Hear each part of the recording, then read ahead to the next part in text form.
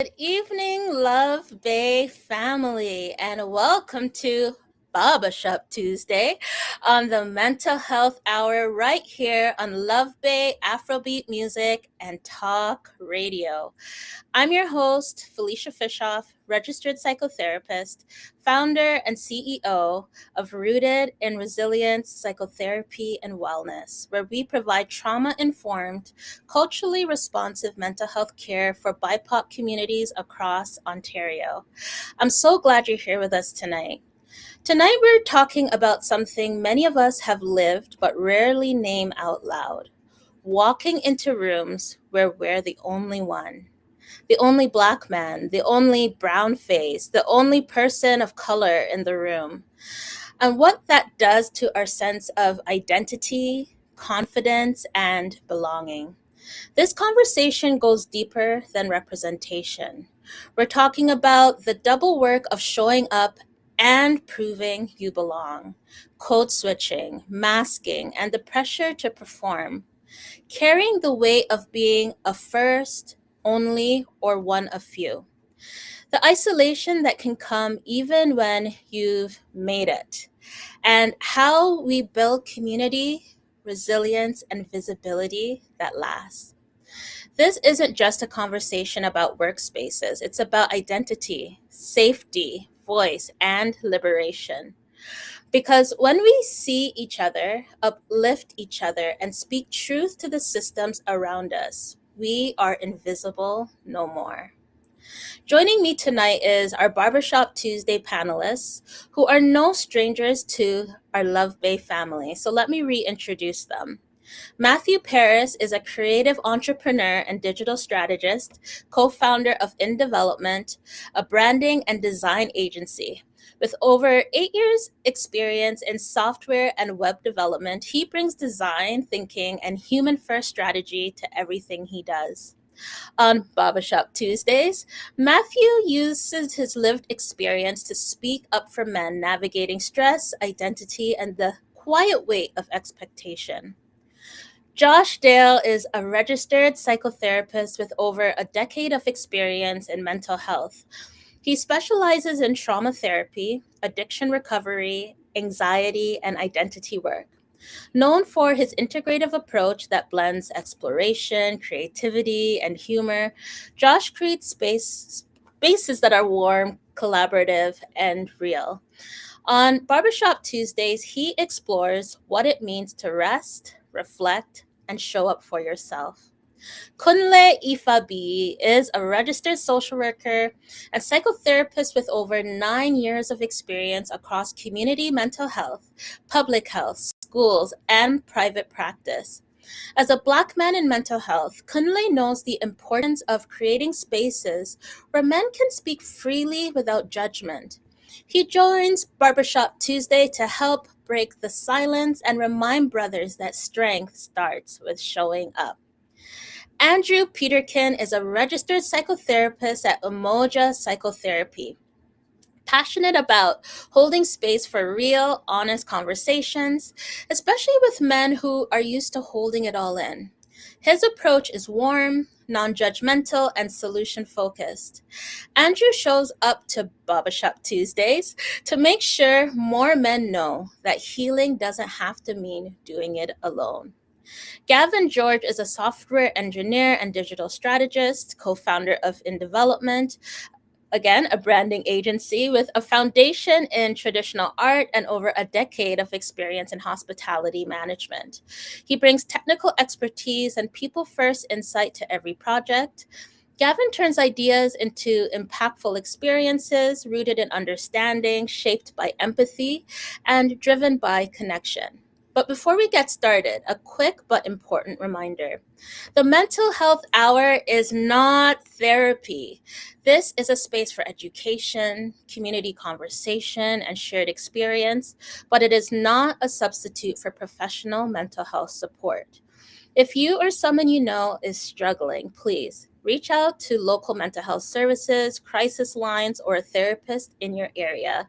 Healing is possible and support is available.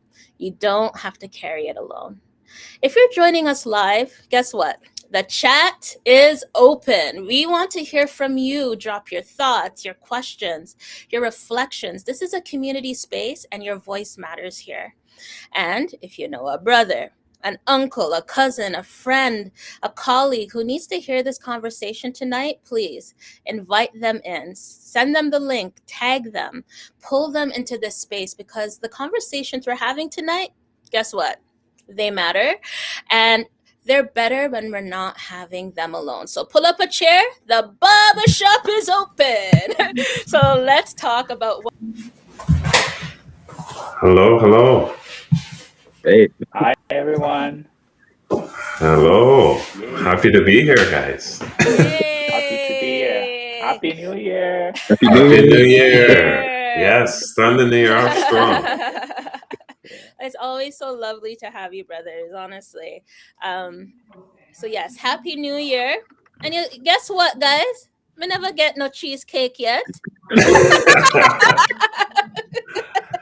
I'm not calling out anybody, just saying I never got the cheesecake. It's So true. Yo, whoever that person is, you should fight him. You should honestly fight him. I was looking forward to it too, to be honest. right, all the way in Ottawa, we're just like, where's the cheesecake? Mhm. But it's okay. It's okay. There's Family Day is coming. Family Day Yes. True. is coming. You can get it family day. Yeah, another day, another day. All Yes. right. So tonight's topic is, it's so powerful. Invisible no more.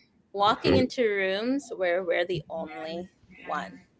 You know that I love to open up our conversations by asking, why does the Love Bay family need to be talking about this topic tonight?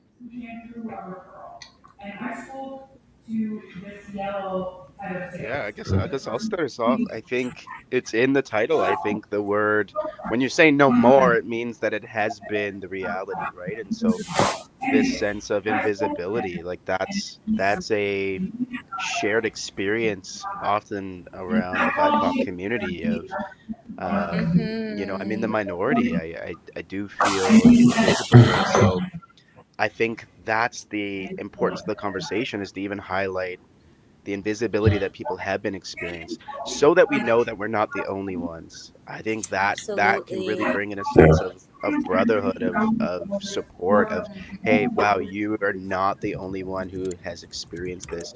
And we could feel like we do have a sense of community where we're able to process, okay, what does it look like to do this no more?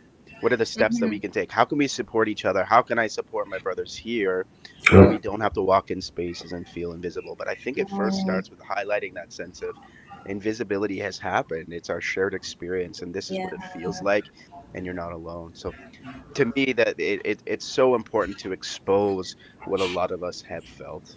absolutely. Absolutely.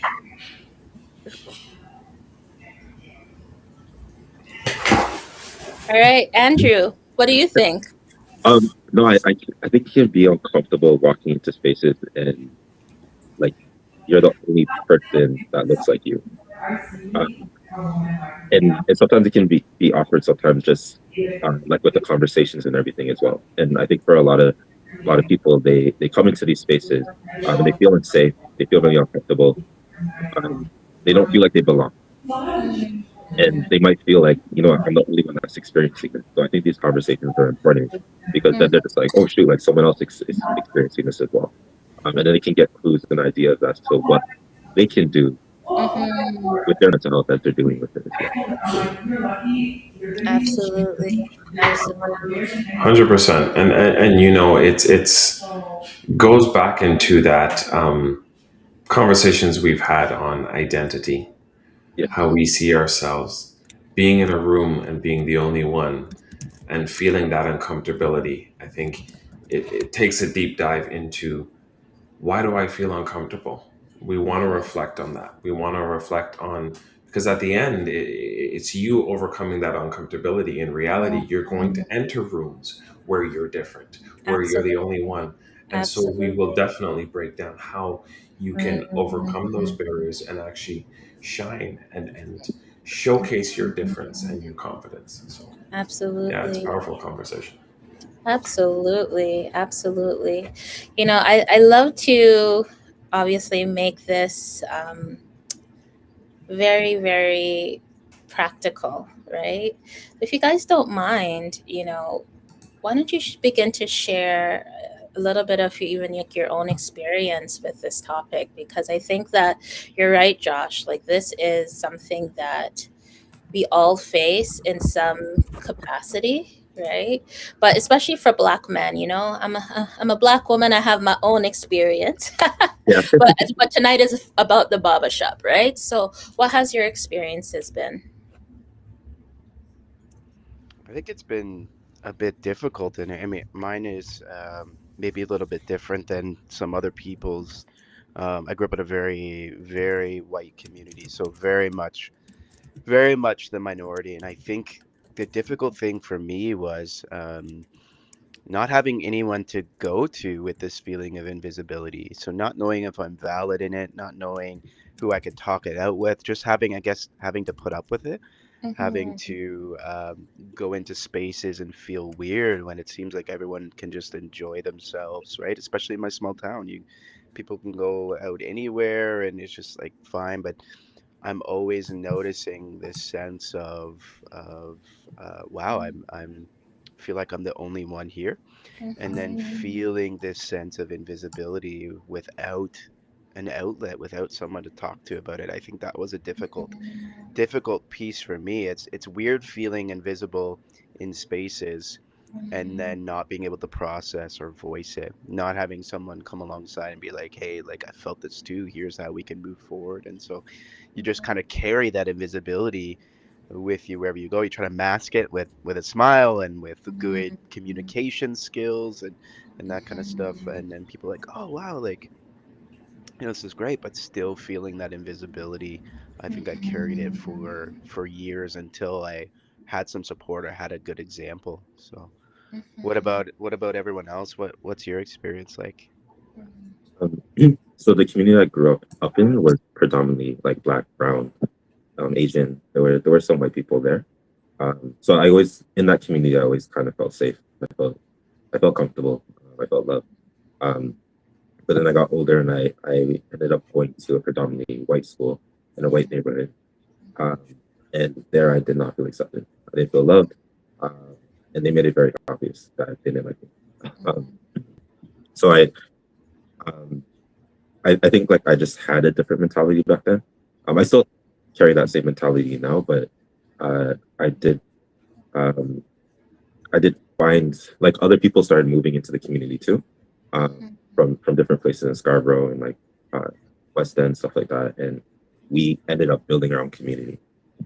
Um, yeah, even in like at lunchtime there would be a community of like anybody. Like I didn't care who wanted to join us, but like Black, white, Indian, Asian, Filipino, whoever, we'd be in our corner just chilling, playing dominoes, like having fun, and then all the like white kids were on the other side. But yeah, we just ended up creating our own community where we felt safe, um, and that's kind of like what I had to do in that situation. Yeah.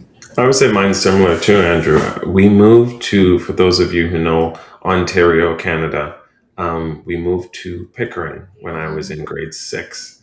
It was called the town of Pickering back then, which is primarily farmland when we moved. And now it's called the city of Pickering, which is substantially more developed. But Yeah. I remember going to school and there was no one that looked like me. Um, Even my parents are like, "Ooh, got a nice home," but there's no one that looks like us. There's no food. There's no Trini food. There's nothing. So, I remember going to school. I remember similar to you, Andrew, where it's feeling uncomfortable, feeling different. But you begin to slowly find pockets as people moved. During lunch and break time, you kind of assembled with your own kind of people that you're comfortable with. But I remember feeling okay, like I feel different. I know I look different. The atmosphere is different. How do I mold into that? So, 100%. I know we've all been there. Yeah. Well, I guess I'll say my experiences. I don't know if it was naive at the time, but I think when I was growing up, it was very much multicultural. There wasn't like one let's say, race that was predominant at the time, and maybe I was just blinded to see that. But as years progressed, then I noticed the shift in the community. Um, but I was always one to take part in everything, and I think as we grew, that's you grow in your own identity. You start to identify that there are different groups. Um, and then I guess the difference was, were they helping to build a community, or were they uh, kind of destructive? So, and I think that's kind of where I picked up from every culture, and I think that's what was more fascinating at the time. So there wasn't a matter of like exclusion, really. It's just the it did shift, and I think it made way for more exploration into cultures. um but yeah, that was like the transition for myself. So what was it like when you guys like first experienced, you know, this difference, right? Like, what was the impact on you, on your mental health, or in general? We could even just talk to the Love Bay family. Like, what do we think are some of the impacts that men face when it comes to not only noticing, this feeling of invisibility, but trying to navigate it and trying to cope with that experience? Yeah, I think if I think of maybe what it was like for me younger, I think just very confusing for me. And again, no one taught me about it. Like again, for those who don't know, I was adopted into a white family in white town and that kind of stuff. And I think I was confused. I didn't know how to process it. And I think as a man, again, you're taught uh, not to you're taught maybe to bypass emotions. And Yeah, so, and I'm a very emotional guy, and so I'm yeah. like wrestling with this confusion and then these emotions, but then this stereotype of you just got to push through. And so then I tried to make the best of it in Mhm. sports and being outgoing and being class clown and all that kind of stuff, which is I think heavily influenced by trying to cope, right, with the Mhm. confusions, the emotions, and then oh, you can't talk about them. And so I Mhm. think for me, yeah, it was that sense of like the impact. You just can't talk about it as a man. Mhm. You can't talk to you go, especially when we were younger. Now it's different. We grown and we grow and it's nice that brothers have gone through some healing and stuff. But when you're younger, man, you can't be like, hey, I'm feeling sad. What do you mean you're feeling sad? Like you can't Mhm. really talk about it. So just wrestling with confusion, wrestling with all these emotions that come with that, and then the whole thing, yeah, but you got to keep it all in. You got to mask it. You got Yeah. to push through it. You got to muscle through it, right? Which is Mhm. a shared thing across how many of our last conversations when it comes to men of, hey, just push through. And so I think it's no different than in this context as the others. So very confusing. Mhm. Yeah. And the way I saw it, I think at times I saw it as burdensome, like as you uh, start to I guess identify some of the divides, like, hey, this person is different from me. Different doors open for different people. Started to identify some of that, and there's a certain weight that or that's passed on, let's say, being a black man, that like the push to strive for more, strive for bettering yourself. And I think at times I'm like, I did find that burdensome. Like, I'm like, okay, well, I'm holding the whole race on my back here, and I gotta show up, I gotta succeed, I gotta push through, persevere.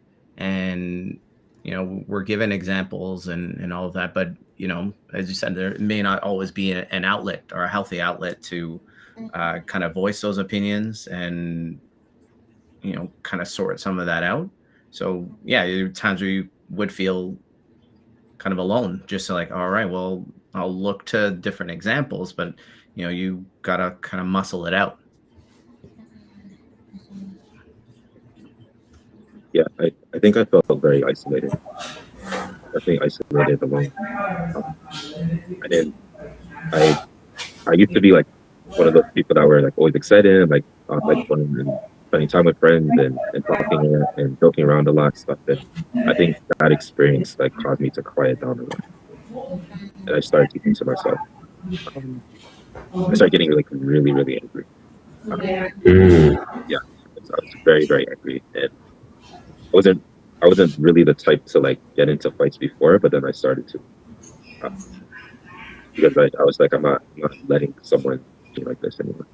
Uh, yeah, so that's kind of like what it did to me.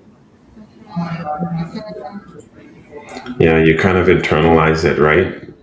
Yeah, You interact more with your inside voice, and it's not saying the best things, and yeah, it leads to more insecurities, and you kind of live in that. And as everyone's saying here, that there's not really an avenue to be like, okay, back in the day, at least when you're younger, to verbalize those vulnerabilities.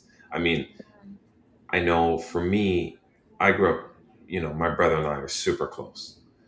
So I would always say, like, growing up with a brother that you're close with, it goes a long way. And I know not everyone has siblings that they grow up with, but we did everything together.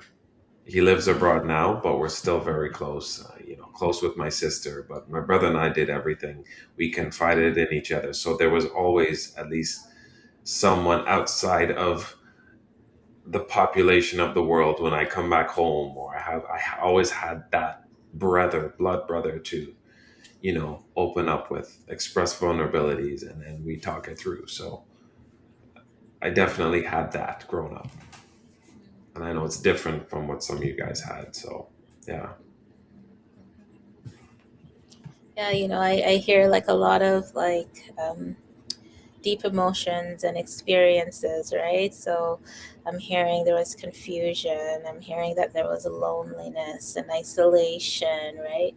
So what do you guys do with all of that, right? Like I hear that you guys push through, but do you guys like talk to each other about it? Or is it just I'm just pushing through this alone?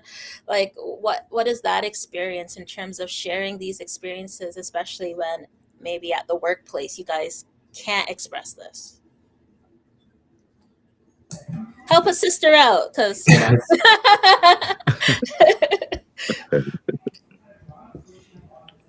I think a lot of it could be just finding, I'd say, finding a group that you can either, let's say, identify or have similar values with, and I think that kind of helped me through. Like, I can say that there's a lot of societal pressures to kind of put.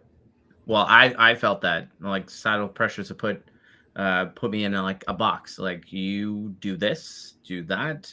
I'm like, okay, I didn't play basketball all the time. So like everyone was like, well, you must be a good basketball player. No, it just wasn't my thing. I was like, well, did I run track? Like, absolutely. See, he's like, Harvey's like, exactly. So like for those there's listening, Josh showed his Toronto Maple Leaf sweater, right. So there's those stereotypes that come attached to Yes. kind of building yourself. So I didn't fit to those let's say social norms. And I mean, for that maybe set me apart sometimes. And that's, again, that allowed me to kind of find people that had the same kind of value system, or things that I'm literally interested in. That kind of built the confidence to get through those situations. Let's say in the work setting, it was the same kind of thing, finding like-minded individuals that were that can literally laugh with. I'm like, if they can laugh, then we can cry together. Like, and I think that's how a lot of the bonds were built, and that kind of helped me navigate through some of those spaces, whether it was through school and into the workplace. So I'm just, you got to expand your scope, and I think that's kind of how it is. And like, rather than trying to tackle it on your own, I'm like, you have to seek others. Like there has to be an outlet. So I a think you healthy hit the outlet. nail. Yeah, and I think you hit the nail on the head with identifying, and I think that's a huge piece in my story. I try not to sidebar too much, but when I think of invisibility, I was like, wait, did I always feel that way? And I think sometimes I felt um, very much seen, but in that stereotypical young black man way. Like I Yeah. could share some experience where it was like, hey, you're not necessary, you're invisible in the good parts, right? Or what could be good about your personality or your talents, or here's what here's the things that you that we could see you as in different roles and professions and intelligence. Like you're kind of invisible in that, but in this other way, it's like I felt very much seen negatively as a young black person having a backpack on, and the kind of what that insinuates, and I'm feeling awkward walking through somewhere with a backpack on, because I could feel eyes staring at me. And so for me, I think the biggest piece of learning was that identifying with someone who I did see in a professional space. I don't know if this man's listening or if it'll make it back to him, but I don't even know his name. He was a professor at Brock in Hamilton, and we were at an event, and there's this black man with dreads in a very, like, he was in a directorial role or a professor, PhD, all that kind of stuff in it, and that's when I saw, wow, I can actually, I don't have to be invisible in this area anymore. Wow, there's someone there that I can identify with who looks like me, who gave me the drive to maybe it's him that I his fault that I'm in so much school debt now. But it really Fair, fair. it really was that identifying with, wow, Mm. I don't have to be invisible in spaces Mm. where maybe I've been boxed in or pushed to feel like I'm invisible. I can exist in the professional field. I can exist in the inspirational field. I can exist in the intelligence circles. I can exist in all these other places. And that comes through what Gavin said of not doing it on your own Yeah. and seeking out other individuals and identifying this. My best friend, probably the most intelligent guy that I know, another black guy that we connected, and I sought him out. And we've been through this school journey together. We've been through this life journey together, and we recognize we can't do this on our own. And that's what I think is a big help to this is um, maybe me not being invisible is having others like me where we can, for lack of a better word, I know it sounds cheesy, but where we can shine, where we can grow together, where we can make an impact together. So Gavin, thank you for opening that up for us, because that's, yeah, big point is not doing it on your own, finding someone to identify with. Yeah. Yeah. I think that was helpful for me too. With finding someone that I could identify with. I when I was I remember my mom having a conversation with me later on and telling me that like my uncle, I don't know him that well, but my uncle was an AIDS doctor in the States. And he had like papers and everything. And that when seeing that like made me see like, you know what, there are black people, there are black men that I know that aren't just basketball players, or my family, the men in my family are fishermen, or like they had a higher education. Um, and so like that made me realize like, no, I can do more. Because a lot of times when I talk to my friends, we didn't have any goals. Like we didn't have any goals. We might rap, we might play basketball, but we didn't have any goals when it came to education. And so like I was expecting to do more than what I'm doing now. Uh, and so yeah, when I went to uh, my undergrad, when I was going through my undergrad, I started seeing more black people, and that was encouraging for me. And then I did my master's, and then some of my friends I started meeting, they're like, "Oh, I want to do my PhD," and I'm like, "Oh, you want to do your PhD? I want to do my PhD." Like, it just encouraged me to like want to do better. because I was seeing Yeah. other Black men around me that wanted to do better. Yeah. Yeah, so that would, and those are the type of people I surround myself with now. Like I do have friends still from like my old Mm. neighborhoods, and I still talk to them and stuff like that. And some of them haven't moved forward, but yeah, like I still have conversations with them. Like I let them know, like yeah, like I went down this route, you can do it too. Mhm. So we do have those conversations as well. Absolutely. Absolutely. Third that second third. You need to connect with like-minded people. I know we've spoken about that before. Like I mentioned, growing up with a lot of family, so we Mm. used to do a lot of things together, very close with my brother. A lot of that helped me through. A lot of that helped me overcome a lot of my insecurities. A lot of that literally helped change me into the man I am today. Definitely have my brother to thank for that. Definitely have, Mm. great brothers along the way. Gavin is one of them. And, Pick up just, yourself. yeah, so you find people that have similar values that you can connect. Yes, so that's that.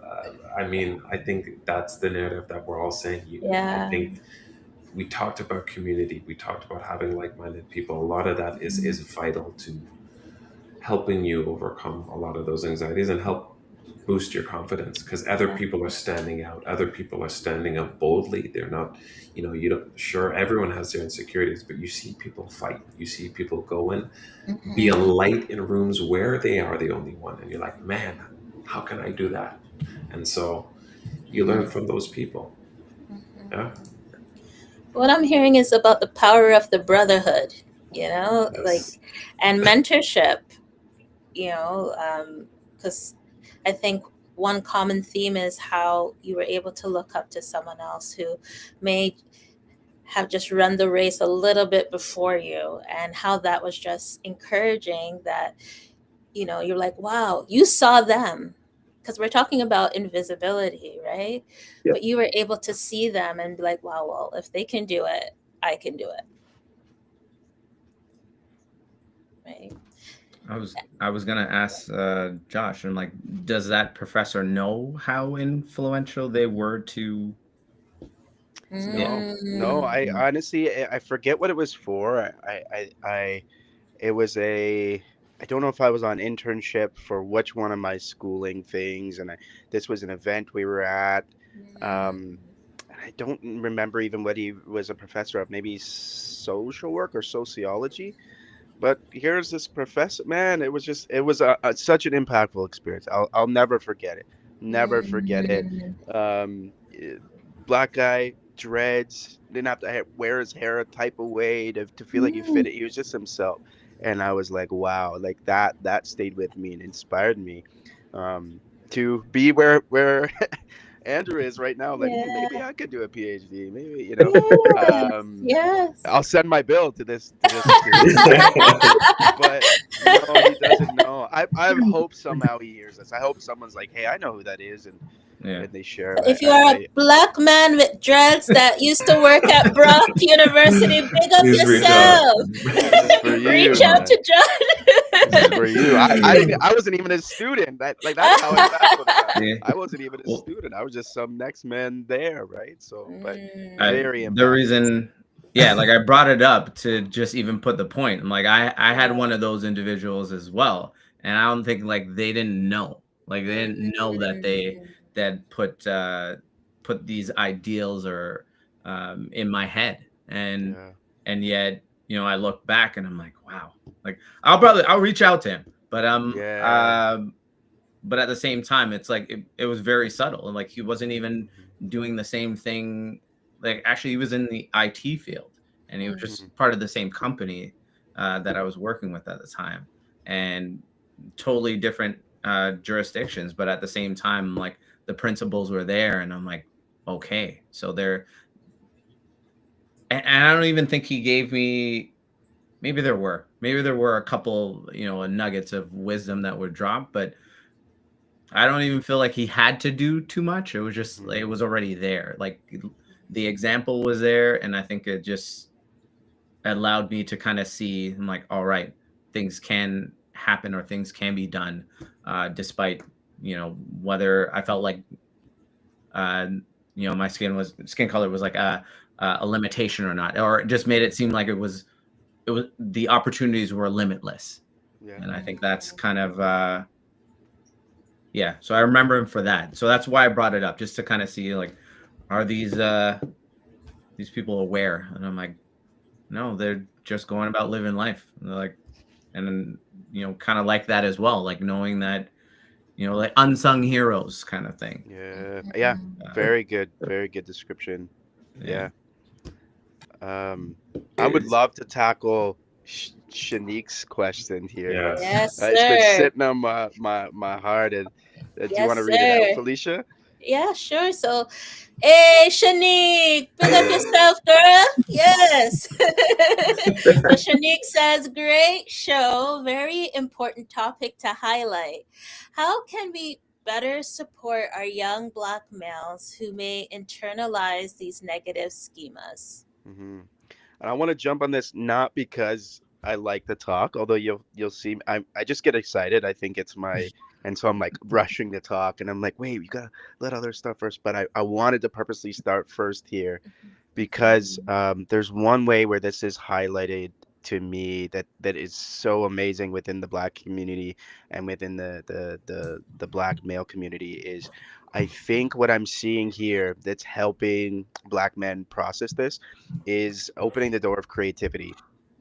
I've Mm, seen uh, so many initiatives and so many people inspire young Black men to into confidence, into processing and getting rid of old stereotypes and moving into creativity. Creativity is so powerful. So you'll see Black men get into young Black men, teens get into sewing, the creative like fashion industry. And as a male, if you were to say that back when I was in high school, yeah, I'm gonna get into sewing.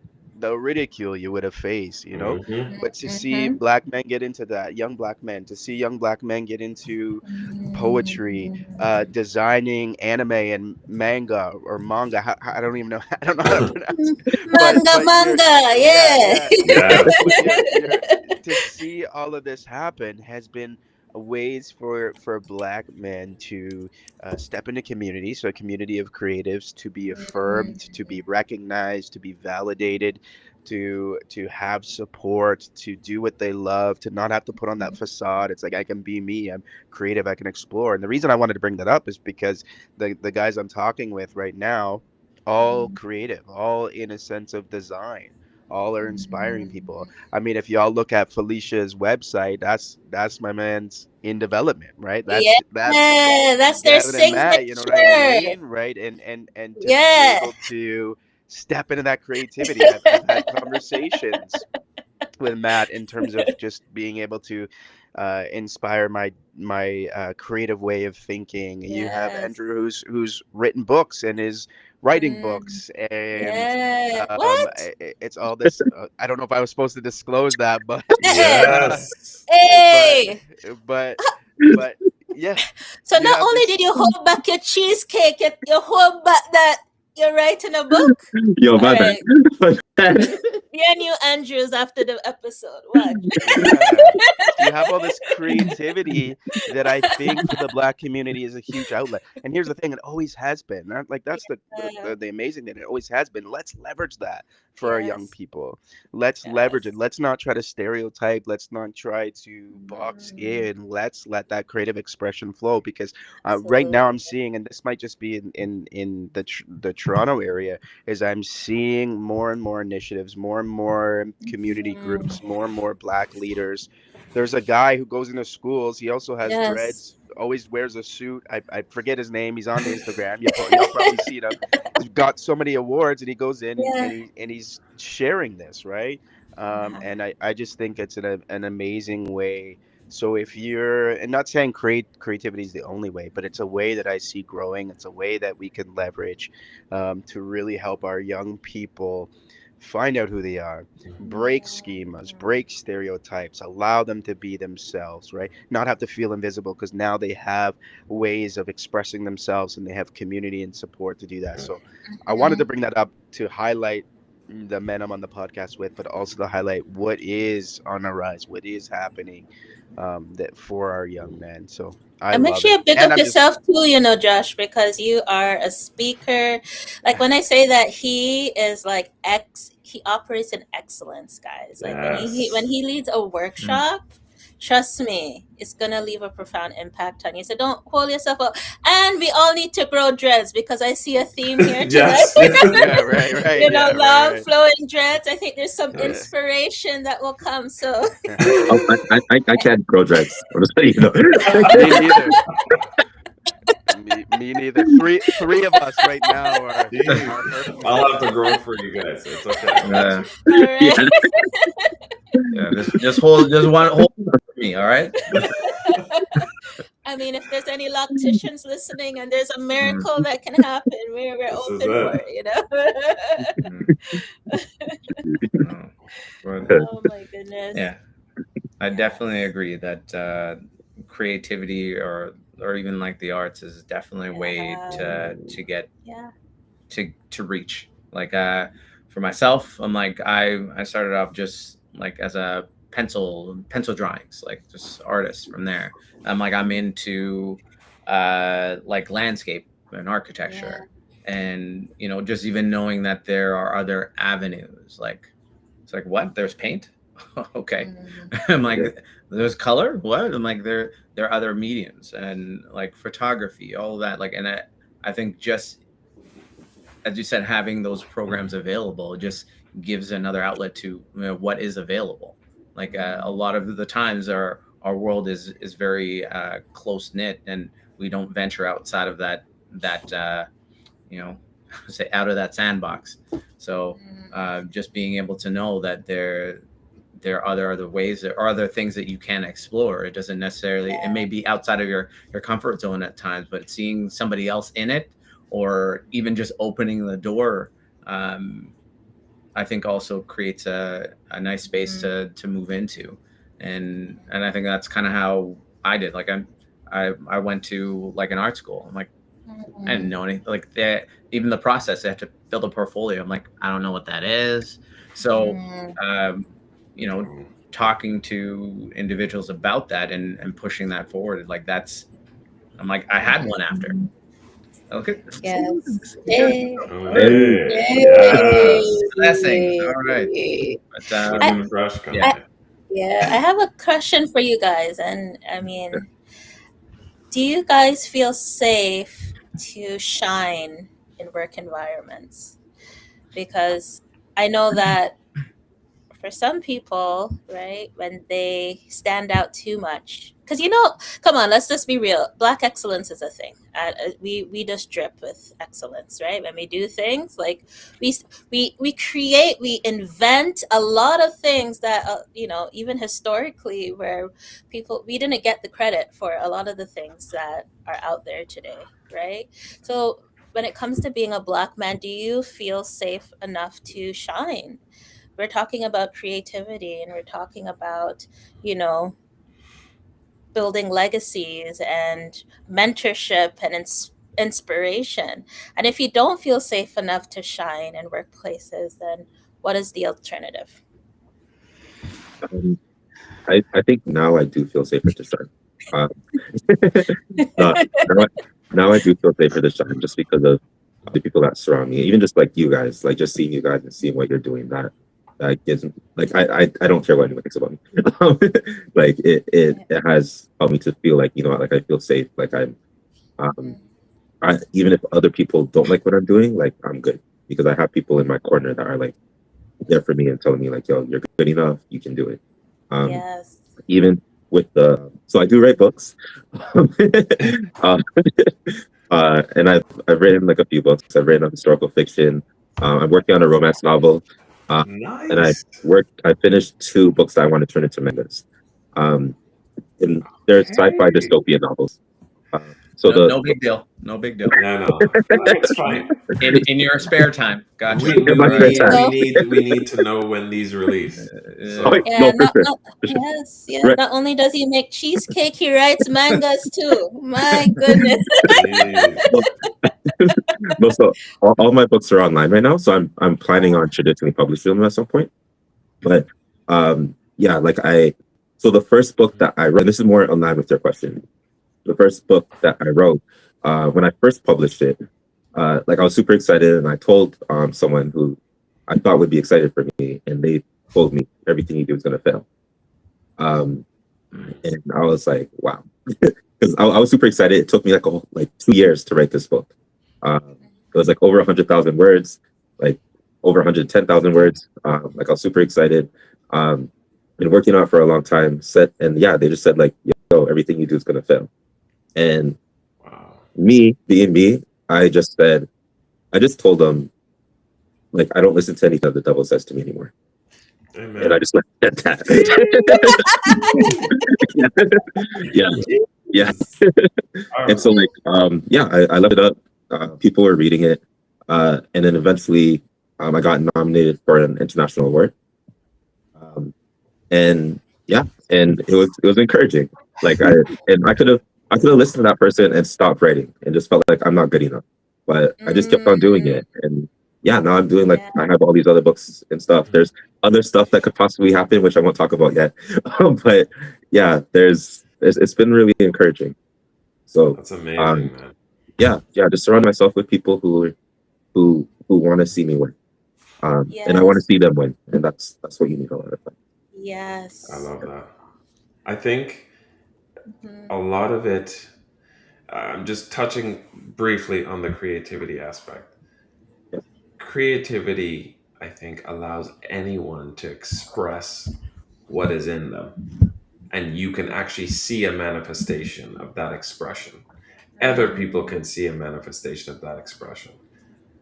And then eventually you begin to realize, I love what I'm doing. I love what I'm seeing. You kind of learn to love yourself more through that creative expression in whatever means that is. Like Andrew said, you're writing. I mean, I'm sure you're probably like, starting off, you're like, I don't know if this is going to be good. But Yeah. you evolve when you begin to express. And that takes many forms. Example, what you experts do. You're there for people to communicate, to dive deeper. And creativity is a powerful tool for that. And in terms of, are you able to shine? I think now in my life, I feel that way as well. It definitely took time. But now I'm like, I love what I do in tech. I love what I'm doing in development. And I'm just like, yes, I built this. I built it. It's sick. So I don't feel any shame or any hesitancy now. It's I love what I'm doing. It is my form of expression, and negativity is going to come regardless. But I mean, Andrew said it best. You can no longer let the devil spew his lies, right? Yeah. So I think that's the most powerful line, right? So yeah, it's my 2 cents in that.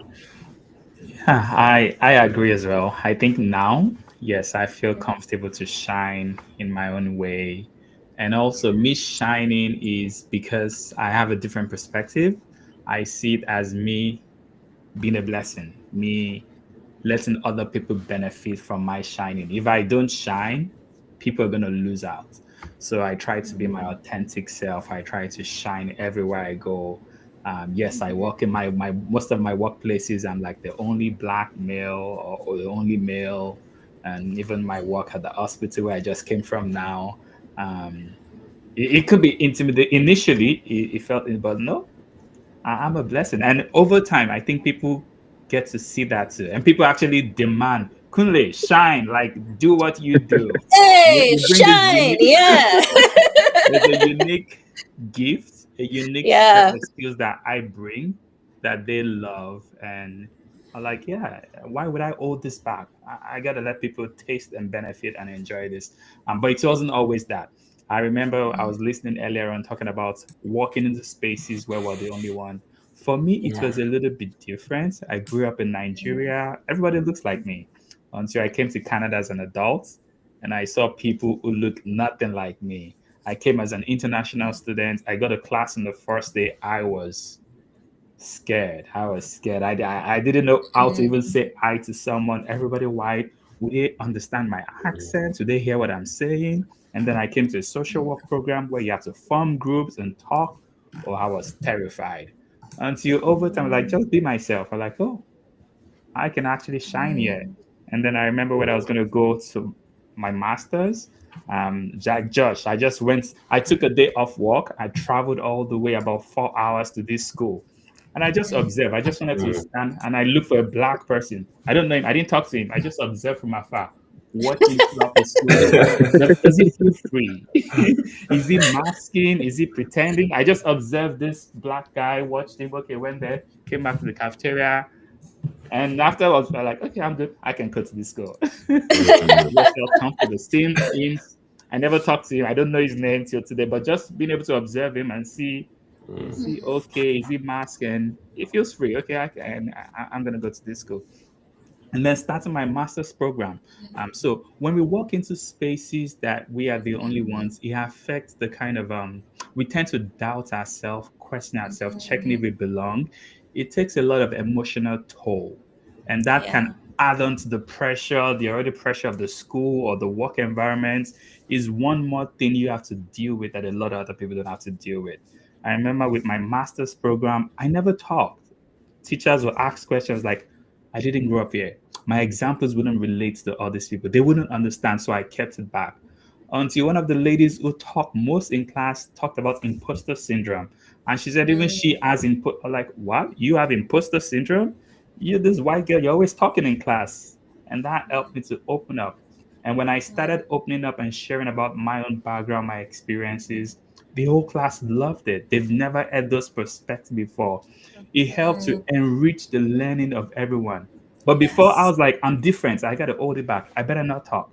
But me talking enriched everybody's lesson. So, like I said, it's a blessing to shine. It's a blessing to give that, not hold it back.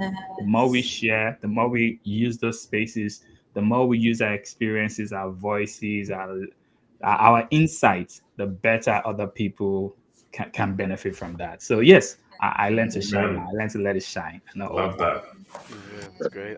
I think what I'm noticing here within our conversation and even just within the last questions that I love that phrase shared experience, and it can be the ones doing the sharing like Kunle talking about I'm just going to shine, and then the ones who receive the sharing of that, and then also gets, when they're comfortable, step into sharing. And I just think these shared experiences where us as black men can be in these creative spaces or these professional spaces, and we have those shared experience, we know other people are supporting us and going through the same thing, and that they write books and they design websites and they're therapists and all these kind of things. It's like, wow, this is great. Like, I really am getting to glean from this person and what they're doing, and without them maybe knowing it or not.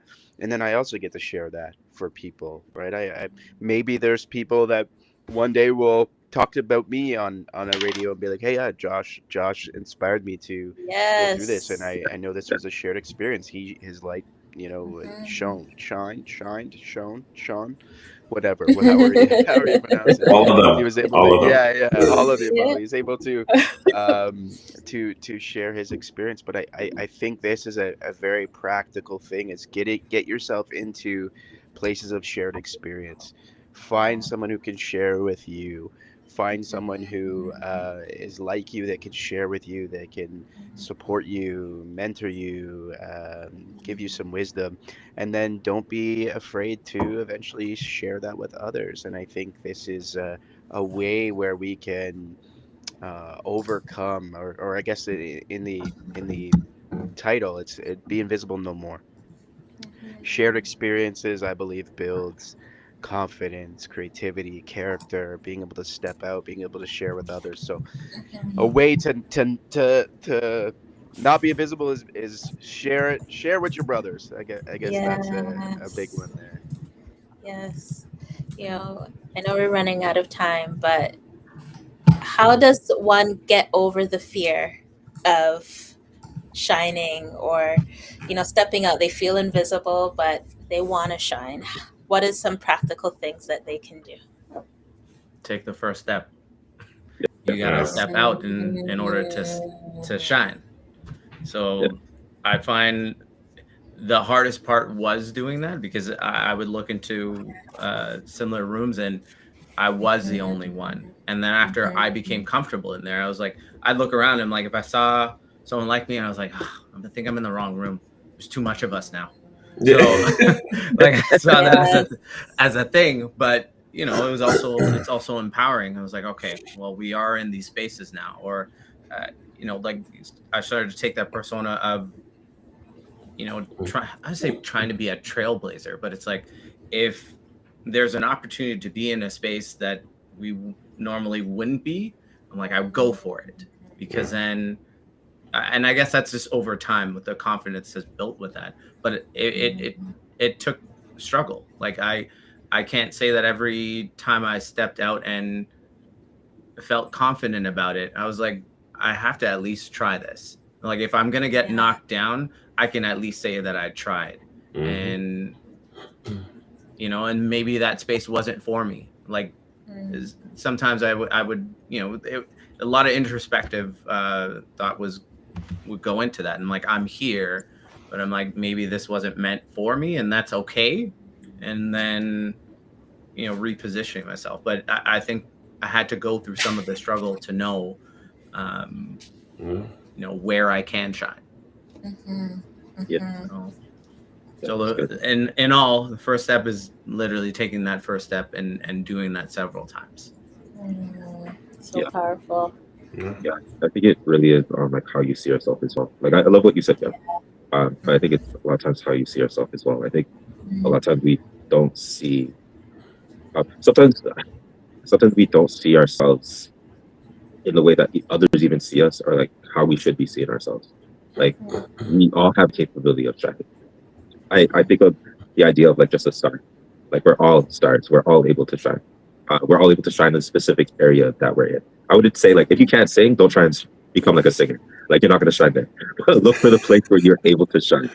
Right? Yeah. Figure out like what your purpose is, and figure that out, and then shine in that area. But I think a lot of Yeah. times we're hindered because of our fears. Um, we're hindered because of what other people said about us, how we see ourselves, and I think when we think of it, like if we're a shining star and we're bright, but we have like these dark clouds around us, no one's going to be able to see us, right?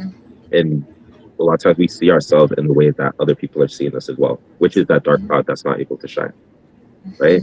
And so like we have to start seeing ourselves differently as that shining star, and as we see ourselves as that shining star, then those things will change as our that image of ourselves and our identity. Yeah, I think these are great, and I don't know, this isn't me disagreeing with those, but I often think of like, do we ever fully get over the fear?